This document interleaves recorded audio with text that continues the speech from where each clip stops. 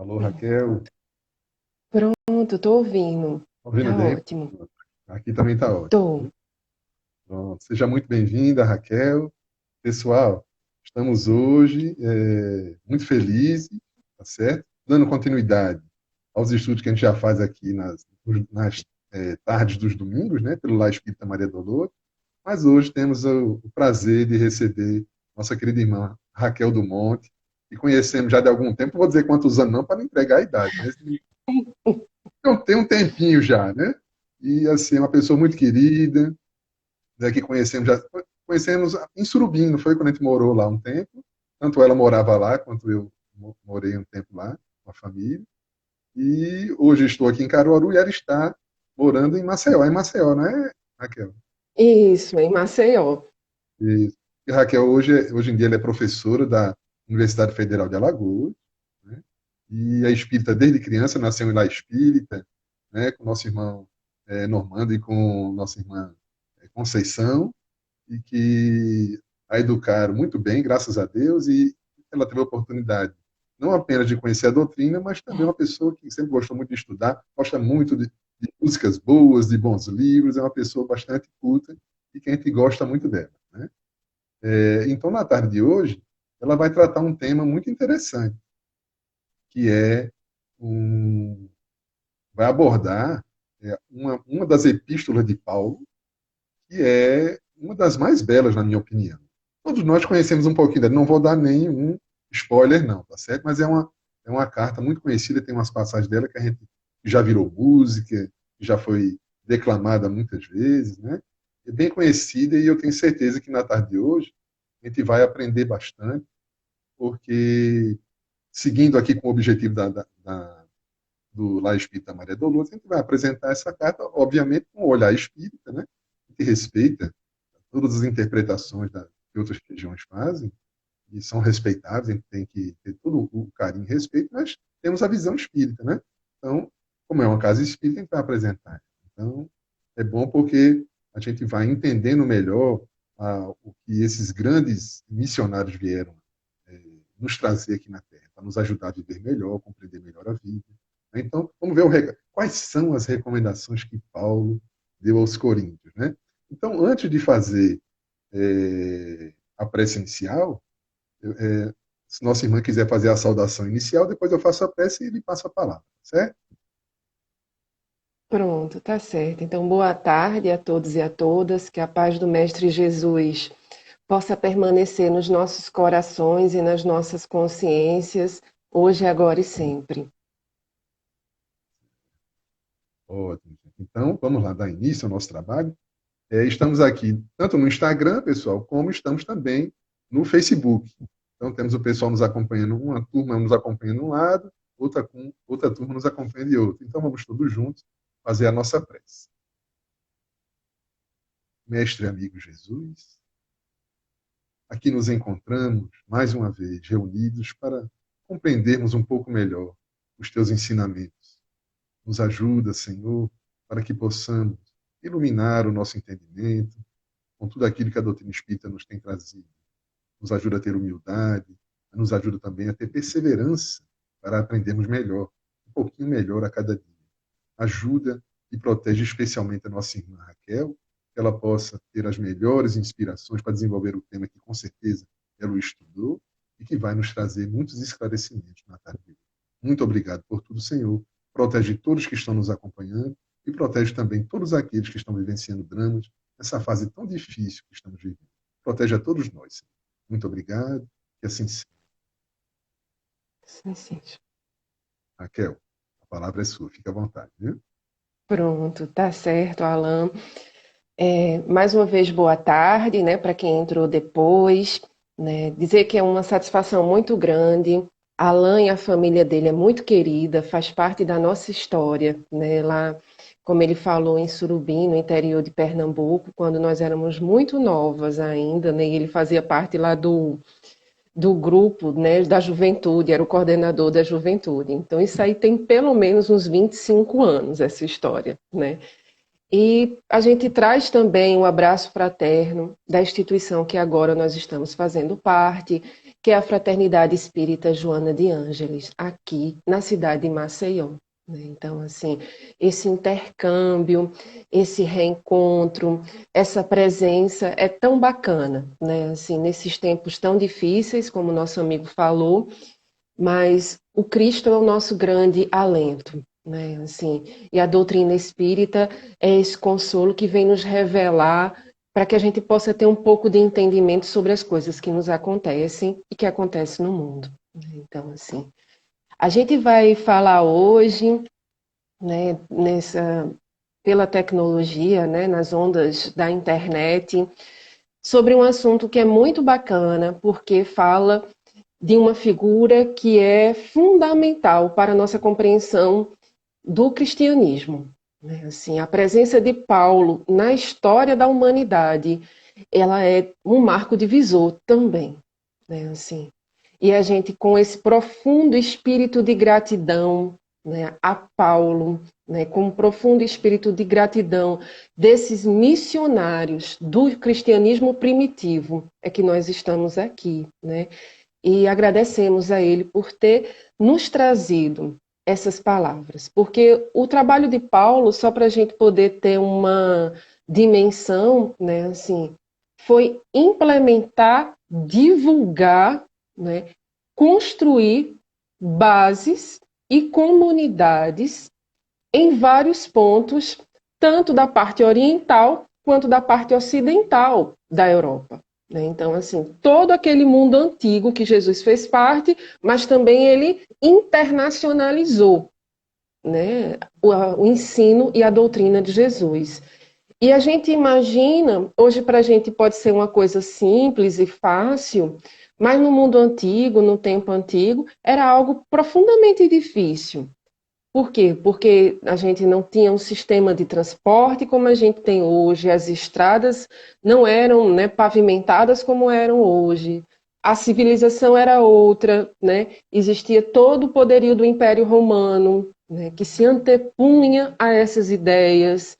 Então, tudo isso dificultou o trabalho, mas não o diminuiu, porque o trabalho, apesar de tudo, ele se tornou grandioso. E é por isso que a gente está aqui hoje, e é por isso que a gente está se debruçando sobre a presença de Paulo. Assim, então, é com esse espírito de gratidão, reconhecendo. E não apenas por isso, não apenas por esse gesto político que tem a ver com a divulgação do cristianismo, mas também pelo próprio testemunho que Paulo dá na sua vida dessa transformação que o contato com Cristo possibilita. Então, esse processo, estudar a biografia de Paulo, e para a gente espírita, a maior referência é o livro Paulo Estevão, desse processo de conversão, que é um processo doloroso, contínuo, que não se dá num passe de mágica, mas é um processo profundamente transformador. Então, estudar, a gente ter contato com os ensinamentos de Paulo, é reconhecer e testemunhar esse processo de conversão. Então, a gente vê um homem que era um homem da lei, do mundo, assim, um intelectual com uma formação intelectual sólida, pertencendo a 3 mundos, o mundo romano, o mundo grego e o mundo judaico. Então, assim, um homem que ele era cosmopolita na sua formação intelectual, um doutor da lei, e que ele se transforma disso para ser um seguidor fiel de Jesus. Então, como é que se dá esse percurso? E é muito interessante a gente acompanhar essa trajetória de autoiluminação com o Cristo, porque a gente consegue se reconhecer muito nos processos de Paulo. A gente consegue se reconhecer muito quando Paulo, por exemplo, ele não foi acolhido pela sua família material. Então, muitas vezes, quando nós nos propusemos, quando a gente se propõe a se converter ao ideal do cristianismo, a gente não vai ter o reconhecimento da família material. E aí isso é interessante, porque diz da gente que o processo é individual, é único, é íntimo. Por que Paulo foi para o deserto? Isso é interessante quando a gente testemunha lá em Paulo e Estevão, né? Porque esse processo de solitude foi fundamental para ele. Porque um novo mundo foi aberto ali, na estrada de Damasco, no caminho de Damasco. E ele precisava refletir, e ele precisava interiorizar aquela nova missão que estava sendo posta para ele, e esse novo homem que habitaria nele, né? Porque nós somos feitos de muitos. Isso é importante também. É interessante quando Paulo, também essa experiência de Paulo, porque é um homem que se possibilitou viver as muitas, né, esses muito eus. Então ele sai de um lugar e vai construir outro lugar dentro dele mesmo, né? Então isso é muito bacana, isso é muito bonito, isso é muito emocionante. Qual de nós não se emocionou ao ler Paulo Estevão, né? A todos os processos dele, a todas as adversidades que acometeram ele, de doença, de perseguição política, né? de questão de incompreensão dentro da própria comunidade, tudo isso, né? Dessas querelas entre os amigos mais próximos, tudo isso revela da nossa própria experiência. Então, é um manancial de uma sabedoria e uma bússola para a gente compreender a vida de Paulo, porque diz do nosso próprio processo de implantar em nós o cristianismo. Porque ser cristão não é algo dado e terminado. Ele não é um fim, ele é processual. A gente não, a gente ainda não é cristão em essência.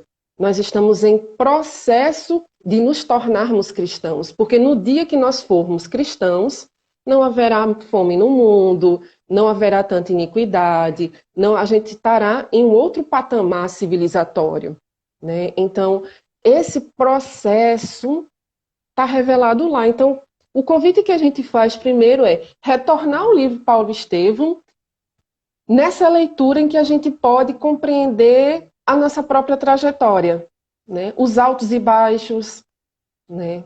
Os sofrimentos, o sofrimento moral, o sofrimento físico, das doenças, dos apedrejamentos, né? Tantos sofrimentos que acometem a nossa própria trajetória. Então, assim, a gente lê Paulo Estevão como sendo nós nesse processo de encontro com Jesus, para que a gente possa, né, um dia, quem sabe, dizer tal como ele disse, combati o bom combate, né? Ou dizer tal como ele disse, né, já não sou eu que vivo, mas o Cristo que vive em mim. Quem sabe um dia nós teremos essa envergadura moral, que ela só existe, ela só acontecerá quando a gente puder viver o Cristo em essência. E aí eu acho que, por isso que a proposta da gente compreender um pouco as recomendações de Paulo à igreja de Corinto, né? Quando Paulo fala aos coríntios, porque a gente vai entender uma série de vivências, de ensinamentos que nos indicam esse caminho de viver o Cristo em essência, né? Isso é muito bacana da gente perceber, né?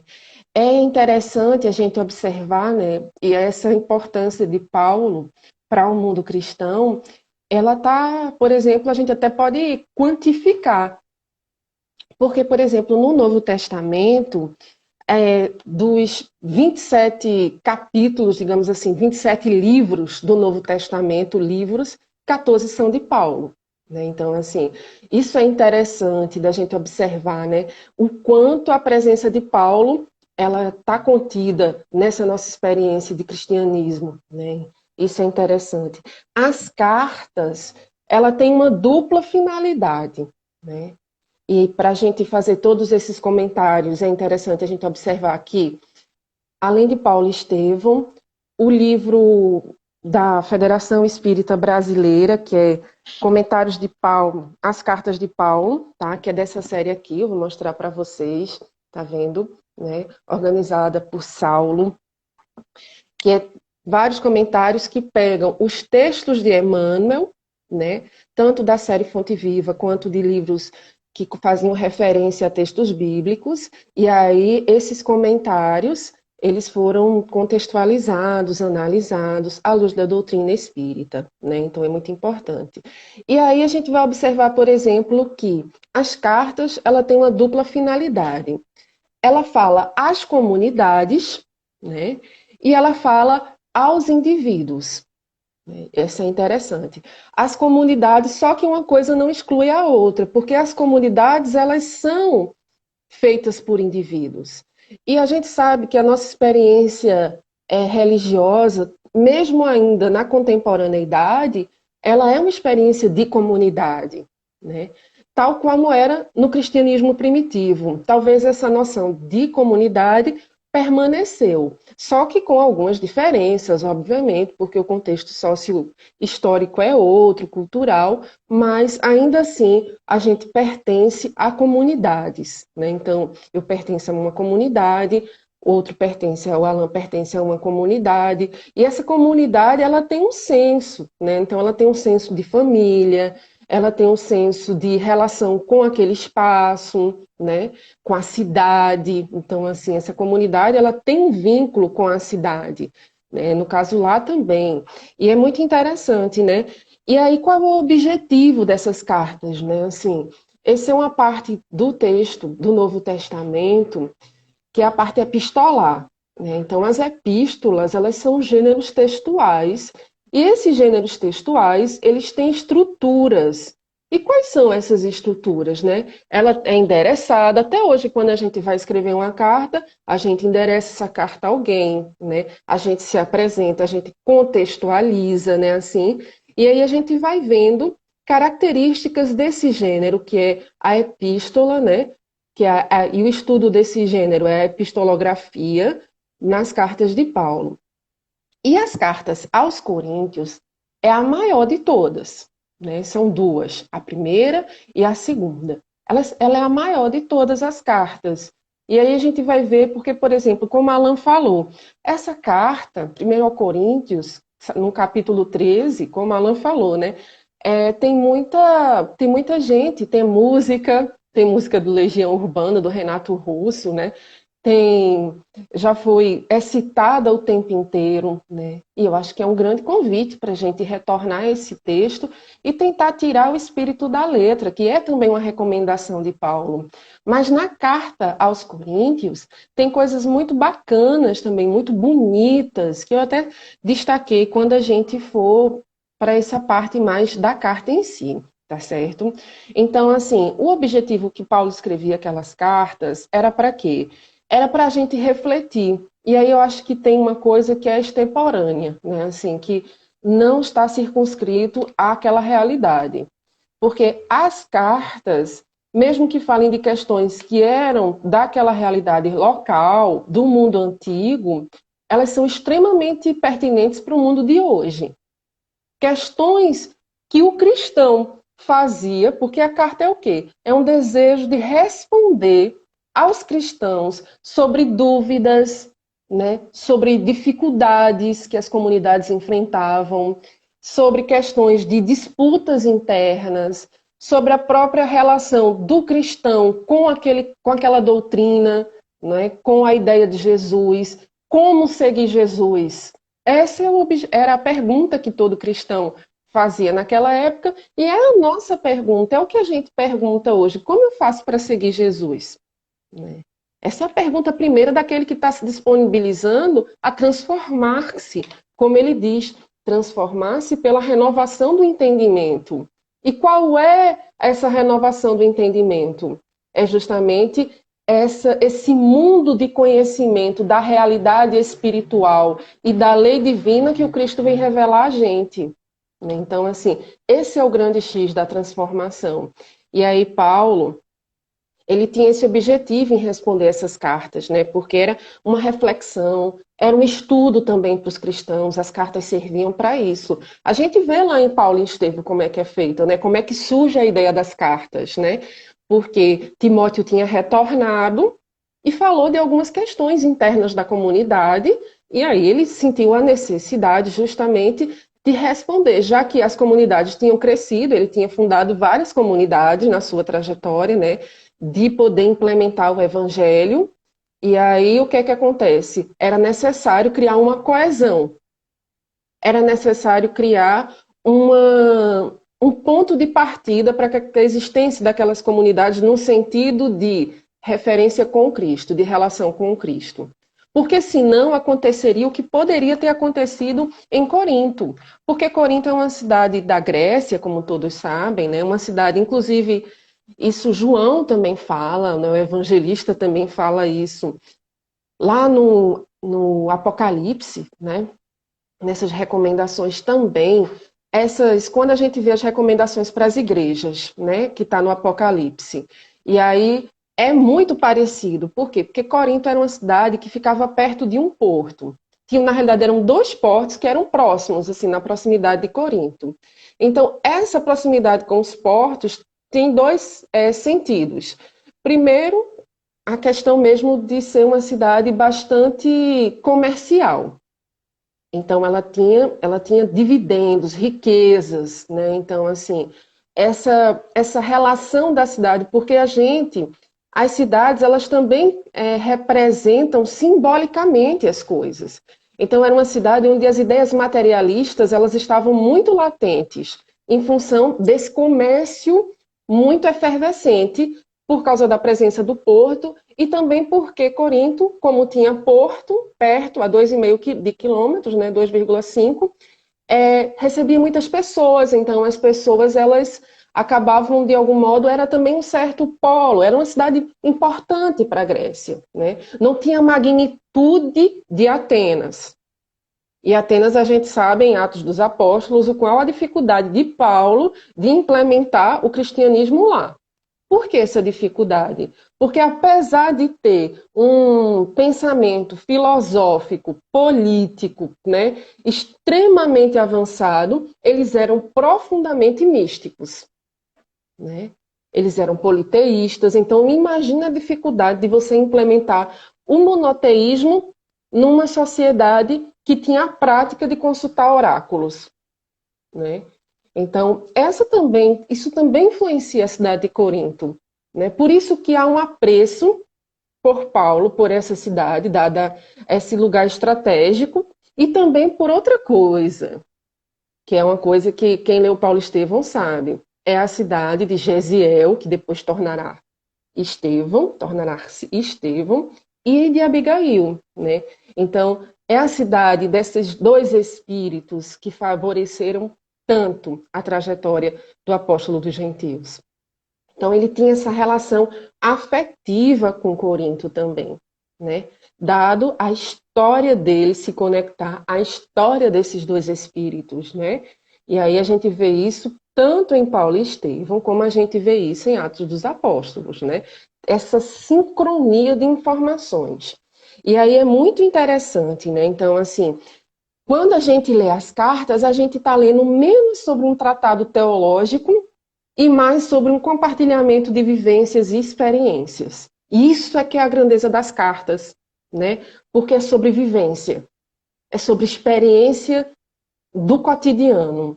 Porque essa é a grande questão, esse é o grande pulo do gato para a gente poder compreender e seguir Jesus.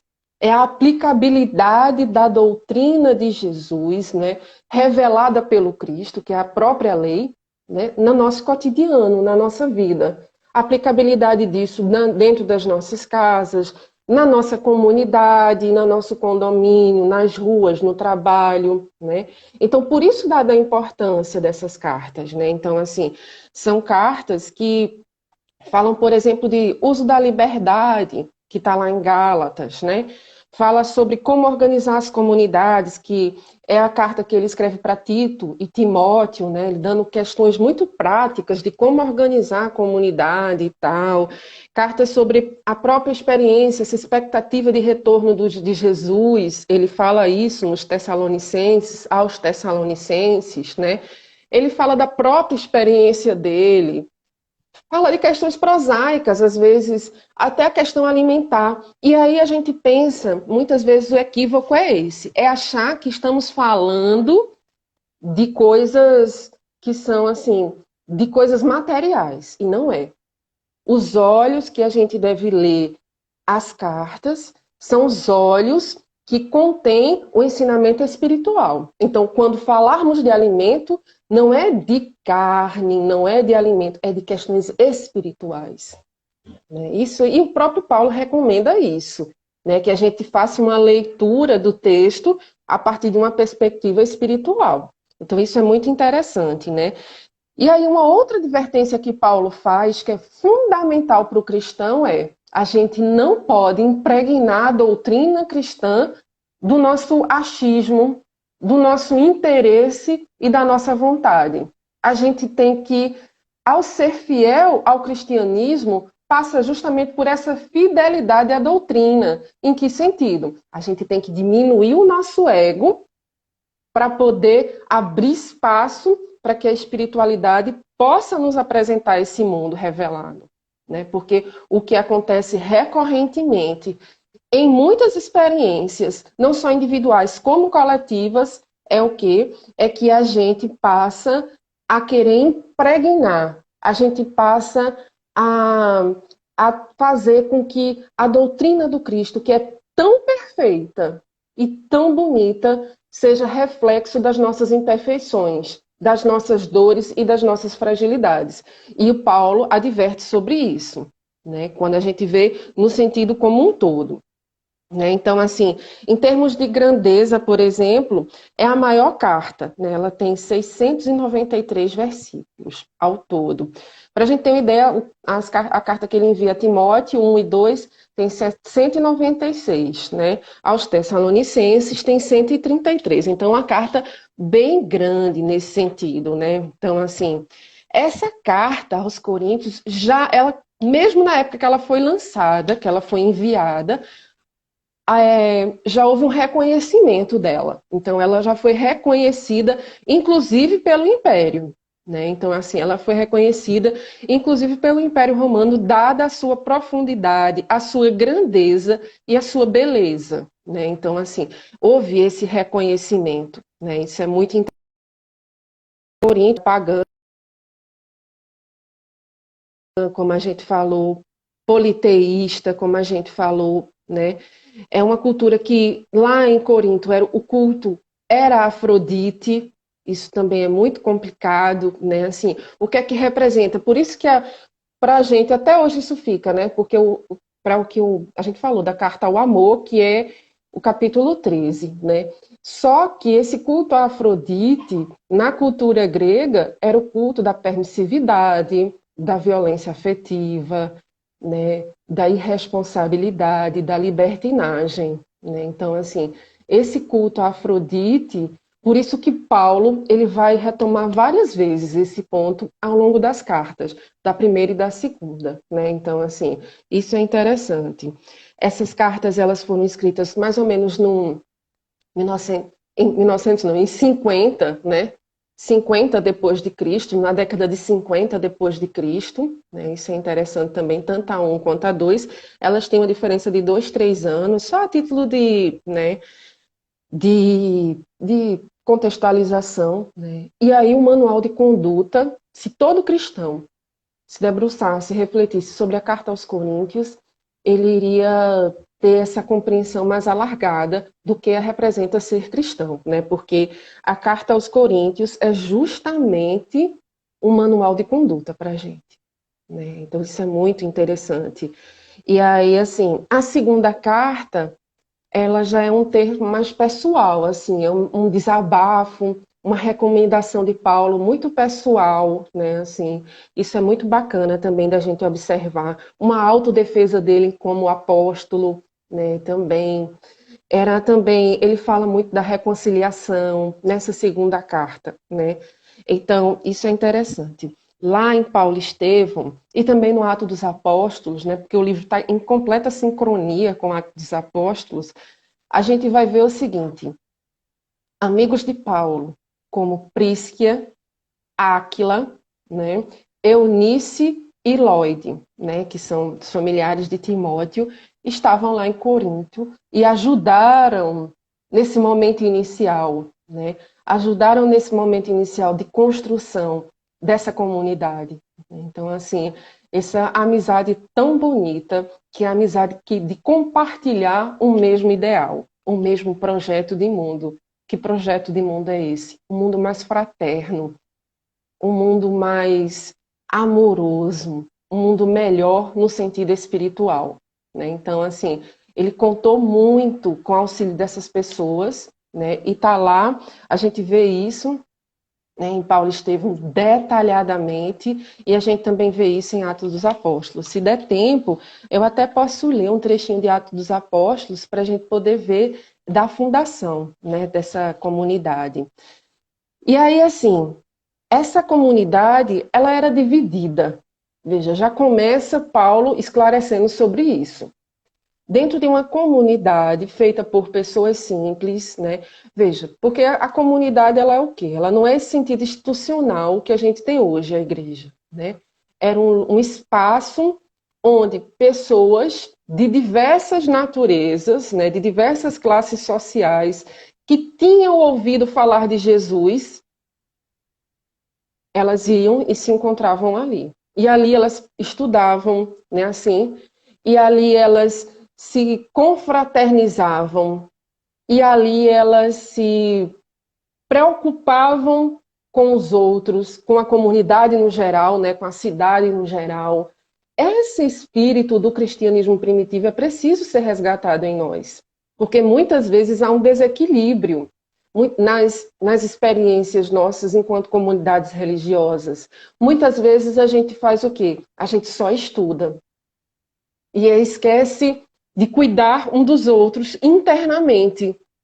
E esquece desse cuidado externo também, né? Porque como eu posso construir uma igreja se ao meu derredor é totalmente frágil, né? Então eu preciso atuar. E isso daqui, num país como o Brasil, é ainda mais importante de ser considerado, essa dimensão desse contexto social, né? Então, assim, e aí nessa comunidade, né, ao longo da sua pequena existência, já existia uma divisão. Porque alguns queriam seguir Paulo, outros queriam seguir Apolo e outros queriam seguir Pedro. Então já havia esse desentendimento entre eles, que é muito comum. Por quê? Porque essa é uma questão também. Porque o Paulo, ele nos apresenta o quê? As comunidades são frágeis. Por quê? Porque elas são feitas de pessoas frágeis. Mas o desejo de continuar com Cristo é que tem que se sobrepor, né? A ideia de Jesus, não. Ela é forte. Ela é vital e ela não se transforma. Mas as comunidades, dada porque são feitas por grupamento de pessoas, aí há uma fragilidade. E aí esse desentendimento nessas linhas. E aí Paulo esclarece, né? Aí ele até fala em vários momentos da carta: eu plantei, Apolo regou, mas é Deus que faz crescer, né? Que são trechos que vai orientando sobre isso. E aí ele diz assim: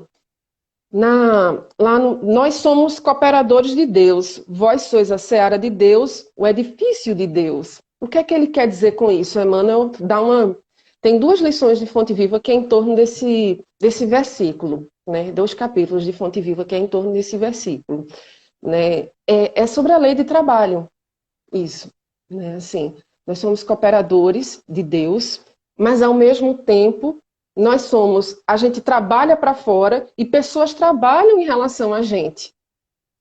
Porque essa relação com o outro, né?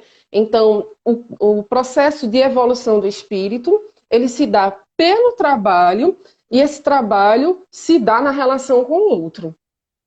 Porque relacionar-se não é algo simples, não é algo fácil, né? Relacionar-se com outras pessoas, com outras alteridades, pessoas que têm trajetórias históricas, culturais totalmente diferentes da nossa, familiares totalmente diferentes da nossa, valores, mas a grande beleza da lei divina é essa, é a gente poder, diante dessas diferenças, a gente poder trabalhar por um bem comum, que é a construção da igreja íntima, né?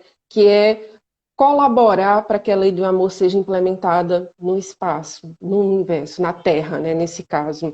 Aí ele diz assim, tem uma coisa muito interessante, porque ele fala do fermento e da massa. Isso é interessante, porque a linguagem, né, é uma linguagem que fala, é uma linguagem simples, que é justamente para o pessoal daquela comunidade, daquele momento. É o mesmo gesto pedagógico de Jesus, porque Jesus também falou para a linguagem do seu povo. Então, falava sobre o quê? Falava sobre questões agrícolas, sobre questões, né, ligadas à natureza, né, assim, sobre questões ligadas à cultura, para que aquilo pudesse ser compreendido por todos. E Paulo também faz isso nas cartas, né? E nessa carta aos Coríntios ele faz uma referência ao fermento. Ele diz assim: purificai-vos do velho fermento para serdes nova massa. Em Paulo, né, no pensamento paulino, há uma aposta muito grande na gente. Isso é muito bonito, isso é muito amoroso também. Porque só quem ama profundamente acredita na gente. Né? Se fosse uma pessoa que não vivenciasse em essência e com profundidade a lei de amor, ele não teria essa aposta. Né? Então ele diz assim, tanto é que ele fala, né, que o homem velho vai surgir o homem novo. Né? Ele fala disso, ele sempre diz, quando eu era menino, pensava como um menino, agia como um menino, agora que já sou mais maduro. Né? Então, ele fala dessa aposta que o Cristo, porque na realidade ele é uma espécie de... Ele traz a mensagem de Jesus, aproxima a mensagem de Jesus para a gente, e a aposta de Jesus na gente. Né? Quando eu falo Paulo, eu estou falando desse mensageiro fiel de Jesus. E a aposta de Jesus na gente. Por quê? Porque ele é co-criador em plano maior. Ele está conosco desde o princípio. Né? Ele é nosso mestre modelo e ele está aqui para nos governar e para nos orientar. E há uma aposta no que a gente vai se tornar, a gente vai se transformar, né? Como ele diz. Nessa que para mim é um versículo de muita profundidade. Transformai-vos pela renovação do entendimento. Né?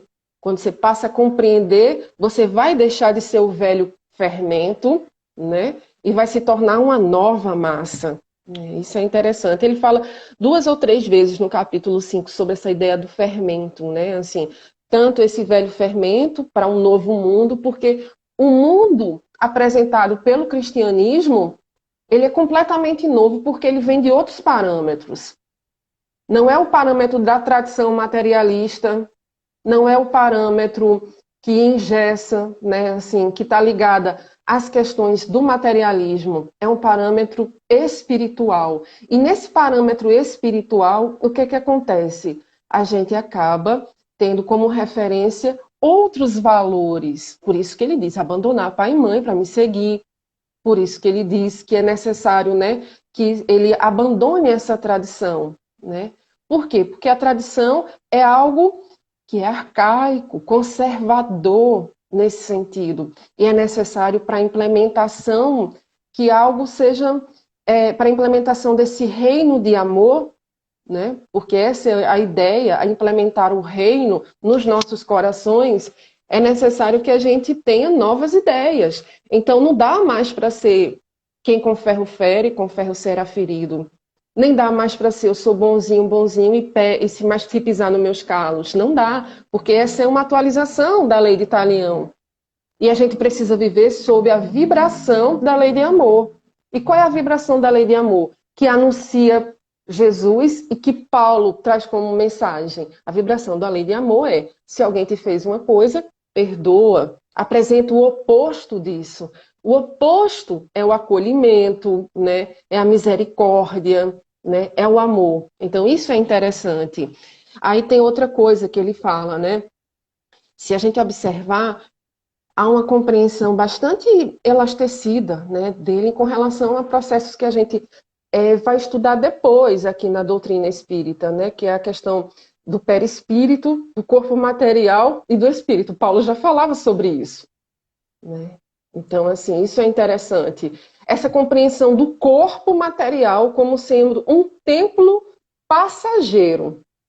e que nós teríamos outros corpos materiais em outras oportunidades.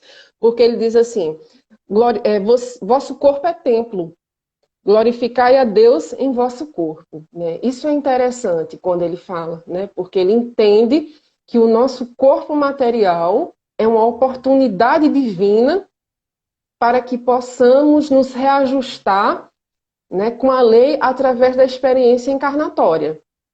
Né? Isso ele fala. Outra coisa, a ciência incha, ele diz, a caridade edifica. O que é que significa? Aí Emmanuel vai falar sobre isso, né, em Caminho, Verdade e Vida. Por quê? Porque a ciência representa o poder, o materialismo, né? E muitas vezes ela é utilizada, né, o ateísmo, ela é utilizada em contraponto à lei de amor. A gente tem experiências como essa. Por quê? Porque ela é um espelhamento da nossa fragilidade, não é? Então, muitas vezes a gente tem a ciência que é utilizada para... A gente está completamente refém da ciência no mundo atual, né? Porque nós temos a gente adotou uma fé na vacina, né? A gente adotou uma fé de que a coisa melhorará depois de tudo isso, em termos de ciência, né? Depois da vacina, depois da descoberta dos remédios que vão ajudar. E aí o que é que acontece? Mas em algum momento da história da ciência, ela também foi para quê? Para gerar lucros e dividendos para concentração de riqueza, para criar bombas atômicas, né? Processos de morte coletiva. Né? Então, assim, e essa ciência de que Paulo fala não é essa ciência que a gente está referindo agora, que é a ciência moderna, né? Essa ciência de um pretenso saber. Né? E para que a gente possa seguir Jesus, a gente também tem que abandonar esse pretenso saber sobre as coisas. Né? A gente tem que saber que nós temos um saber limitado. A gente não tem um saber absoluto. Né? E aí ele diz assim, a caridade edifica. Né? Por quê? Porque a caridade, aí ele vai fazer um tratado sobre a caridade. Né? E aí outra orientação, conhecendo, né, digamos assim, o nosso repertório espiritual, ele sabia que a gente tinha grandes tendências à idolatria. O Cristo já tinha orientado sobre isso e advertido sobre isso em diversas passagens. Né? Em vários confrontos, em vários diálogos com os fariseus, porque se questionava sobre questões ligadas à tradição e às práticas religiosas da época, no mundo judaico, o Cristo já tinha advertido sobre isso. E aí Paulo também adverte, porque, por exemplo, Paulo, na viagem que ele faz a Atenas, ele diz, varões, irmãos, passando diante de um dos vossos altares, vi escrito a um Deus desconhecido. Esse Deus que desconheceis e diz que amais, agora eu vos apresento. Eram idólatras, né? Não conheciam e adoravam, né? E a gente tem hoje porque essas referências, elas não se apagam. Nós somos idólatras. Nós nos relacionamos com pessoas, e substituímos a imagem de Jesus, a ideia de Jesus, por pessoas, por médiuns, né? Por oráculos. Essa ida ao oráculo, ela não terminou, ela continua existindo ainda enquanto padrão vibracional, né, e padrão de comportamento, né? E essa idolatria, né, por deuses, superstição, né, ele diz também, varões irmãos, eu os vejo um tanto supersticiosos. Aquele povo era profundamente supersticioso. Acreditava na coexistência de deuses, né? Deuses que tinham características humanas, que puniam, né? Deuses que interferiam nos processos políticos, deuses que interferiam nos jogos, na colheita, né? Então, é a idolatria. E aí, o que é que acontece? Ele adverte sobre isso, né? Ele adverte sobre a idolatria. Não sejais idólatras. E é muito importante. Por quê? Porque a nossa comunhão é com Jesus, né? A nossa relação é com Jesus. Ele é o nosso modelo e guia. Todo o resto passa pelo caminho da idolatria. Todo o resto passa pelo caminho da idolatria. E aí isso é importante, essa conexão. Uma outra coisa que é muito interessante que Paulo fala é tudo é permitido, mas nem tudo convém. Né? E ainda em relação à idolatria. Por quê? Porque o povo judeu era profundamente idólatra. Né? Por que eles faziam? Ele não quer que é a Páscoa para o judeu. Né? Como é que é a simbologia da Páscoa? Você pega um carneiro, 3, 4 meses antes, alimenta o carneiro, você traz o carneiro para casa, alimenta, se relaciona com o carneiro no sentido de que ele vai estar no seu espaço doméstico, e depois você imola o carneiro para oferecer ele no templo. Porque essa ideia da imolação dos animais, o Cristo também adverte, né? Como se fosse uma ideia de expurgar a nossa imperfeição no animal. Né? Ou então, e aí ele diz, misericórdia eu quero, Jesus fala, e não sacrifício. Sacrificar os animais era a prática vigente, né? O sacrifício do corpo era a prática vigente. Isso é traço de idolatria, né? E aí há uma advertência do Cristo, e aí, nesse contexto, o apóstolo Paulo fala, todas as coisas te são lícitas, porém nem tudo convém. Tudo é permitido, mas nem tudo convém. Essa é a regra áurea. Se a gente aplicasse isso no nosso dia a dia, a gente, assim, teríamos uma outra sociedade, né? Porque nem tudo, assim, tudo é permitido, porque nós temos liberdade. Mas a liberdade, ela gera uma responsabilidade, né? E é isso, a gente precisa desenvolver esse espírito de responsabilidade, né? Que é a regra de ouro que Jesus também traz para a gente. Está lá no livro de Mateus, né? Façais aos outros aquilo que quiseres que os outros vos façam. Né? Então, isso é uma regra. E aí, outra coisa que o Paulo coloca no capítulo 12, para a gente, né, comentar, a diversidade de dons, mas o Espírito é o mesmo. O capítulo 12, para nós espíritas, ele é a tradução do Tratado de Mediunidade. Né? Então, assim, a uns é dado o poder de falar, a outros é dado o poder de falar em línguas, a outros é dado o poder de ver. Né? Isso aí a gente vai ter decodificado, compreendido à luz da ciência, quando Kardec escreve o Livro dos Espíritos. Né? Quando Kardec escreve o Livro dos Espíritos e o Livro dos Médiuns, né, sobretudo nesse caso específico da teoria da mediunidade, o Livro dos Médiuns, a gente vai ter lá essa explicação do que Paulo está nos dizendo no capítulo 12. Né? Para a gente espírita, é uma coisa muito aproximada, né, do que a gente fala. Né? Ele diz. E aí, no capítulo 13, né, que a gente vai falar, né, nessa parte final, que tem a ver justamente com, muitas vezes, a gente não compreende, a gente repete, mas não vive a essência e não compreende. Né? Muitas tradições bíblicas colocam ou caridade ou amor. Né? A gente trabalha com a ideia de amor, né? Assim, porque aqui a hierarquia dos carismas vai dizer aqui, eu estou com a tradução da Bíblia de Jerusalém, né, que é essa Bíblia muito importante para a gente, né, que é a mais contemporânea, que tem os estudos mais contemporâneos em torno dos textos bíblicos. Né. E a Bíblia de Jerusalém se refere ao capítulo 13 como o hino à caridade. Né. E a caridade ela tem um sentido que é de amor. Por isso que não está errada a tradução, né, que fala sobre amor. Algumas Bíblias falam sobre, né, colocam como amor. Porque é um amor, e aí a gente precisa entender isso, ele está falando isso para os gregos, né? E os gregos, naquela época, eles tinham 3 compreensões de amor.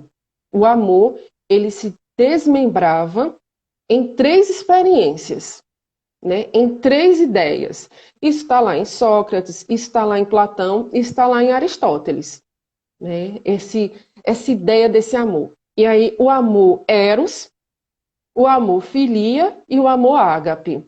Né? O amor eros, que é muito trazido pelas narrativas, pela literatura, representa justamente esse amor erótico, né? Esse amor que passa por esse afeto erótico. Né? Isso é interessante. O amor filia, né, Aristóteles vai dizer que é o amor interesse, né? Assim, é o amor da amizade, no sentido, se a gente for pegar no dicionário, é amizade, filia, né? É o amor do interesse. E o amor ágape, que é compreendido à luz do contexto cristão, né? O cristianismo ele vai destacar muito essa experiência amorosa, que é a experiência amorosa espiritual. Então, veja, é disso que Paulo está falando, é desse amor ágape, né?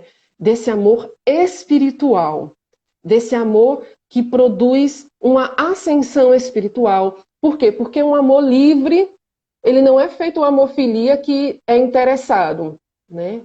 Ele é um amor que se constrói através da caridade e da misericórdia.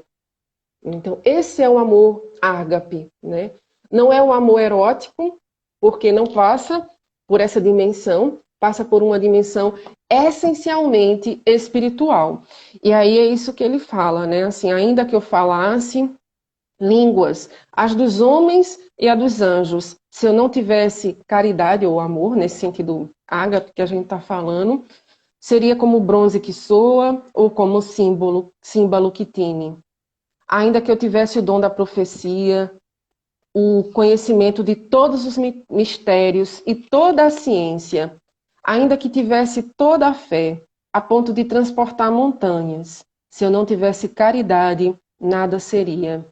Ainda que distribuísse todos os meus bens aos famintos, ainda que entregasse meu corpo às chamas, se eu não tivesse caridade, isso nada me adiantaria.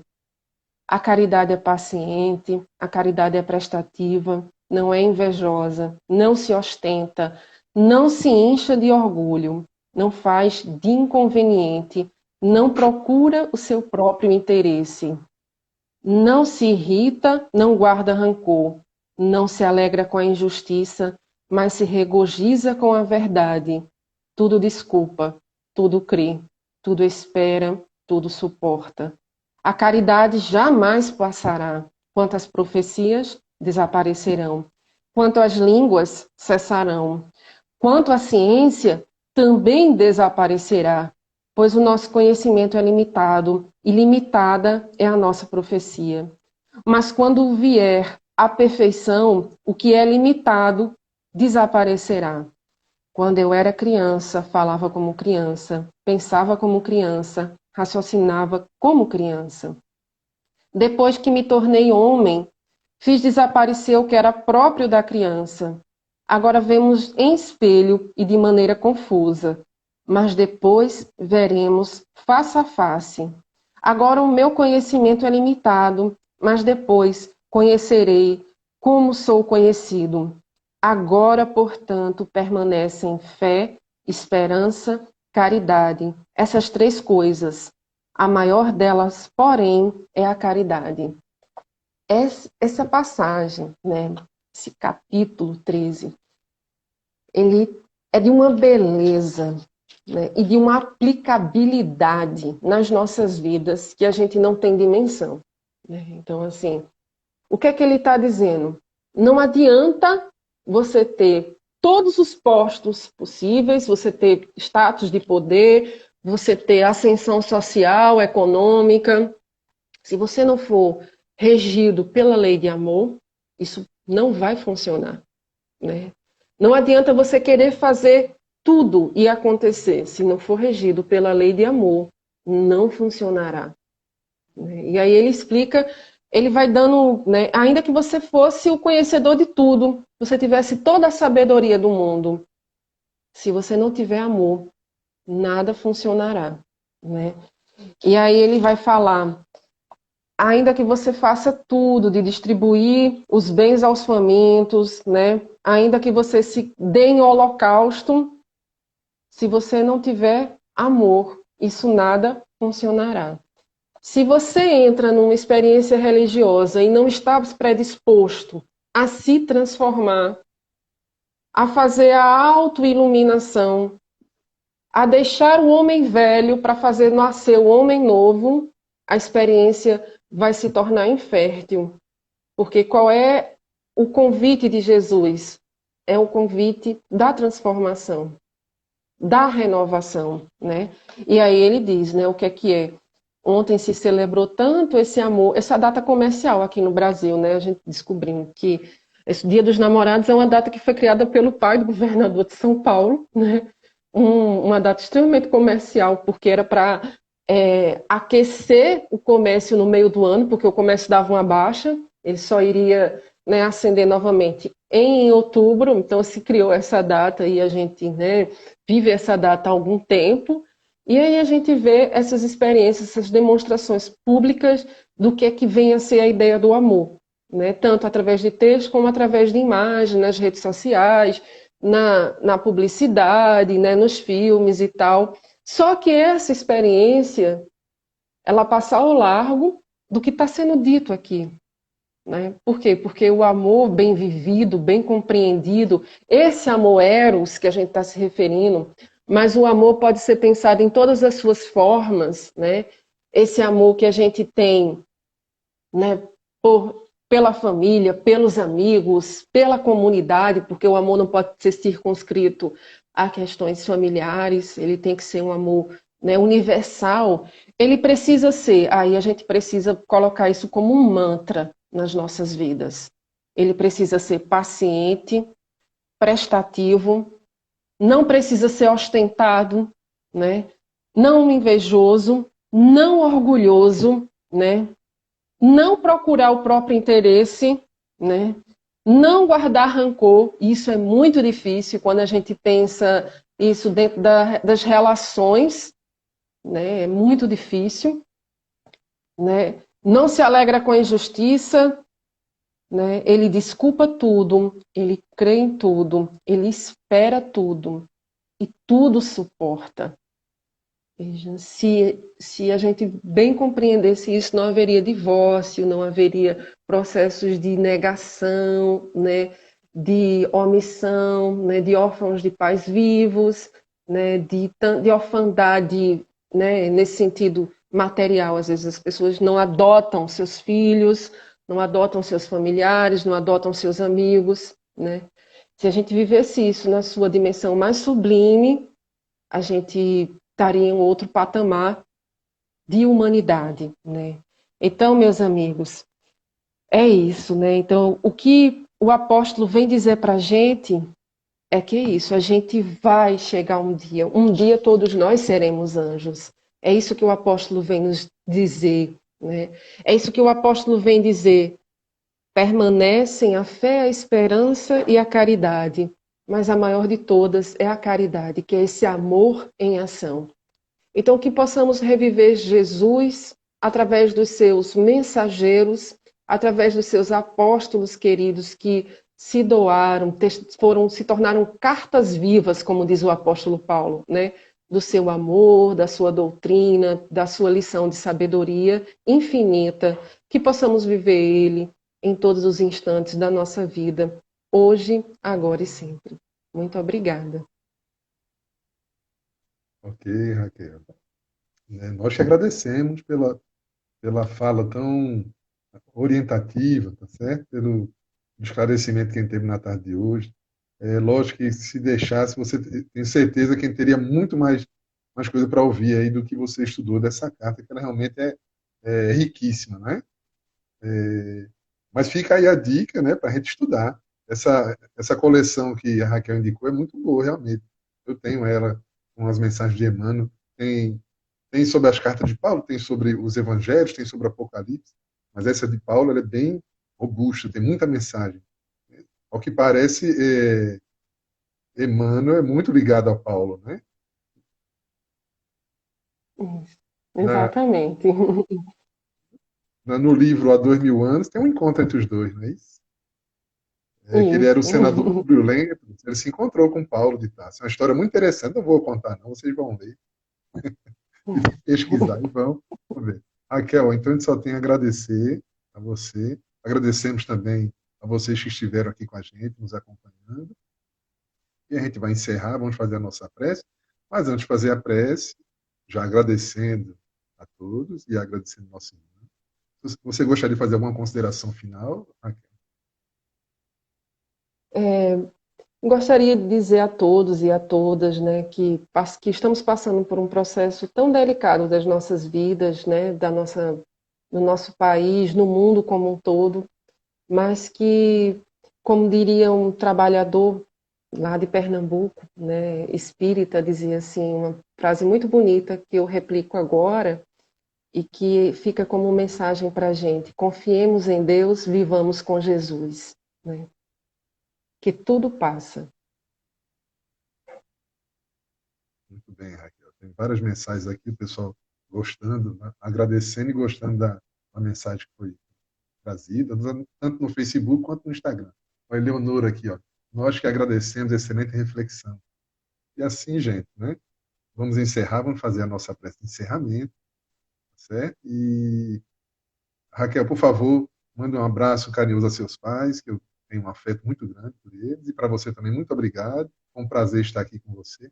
Você gostaria de fazer a prece de encerramento? Posso fazer. Pode Pronto. fazer? Ok. Posso, obrigada. Então vamos lá, fechar os nossos olhos, mentalizar a imagem do Cristo, o Cristo Consolador, a nos sustentar na vida, a segurar os nossos braços, a caminhar conosco nessas estradas. Jesus, mestre amigo, aqui estivemos reunidos em teu santo nome, na certeza da tua presença, na certeza do trabalho da espiritualidade amiga que se encontra responsável por esta tarefa, na certeza da tua misericórdia. Te pedimos, Jesus, que permaneça conosco e nos auxilie para que possamos cada vez mais compreender a Ti, compreendendo a nós mesmos. Que possamos, Jesus, em todos os nossos gestos, em todas as nossas palavras e em todos os nossos pensamentos, vibrarmos em direção da Tua luz bendita e que possamos nos tornar cartas vivas do Teu amor e da Tua sabedoria. Assim sendo, Jesus, em Teu santo nome, finalizamos a reunião desta tarde. Assim, assim, graças a Deus. Então, pessoal, até a próxima. Raquel, a gente conversa um pouquinho no estúdio, tá certo? Tá Até certo. mais, gente.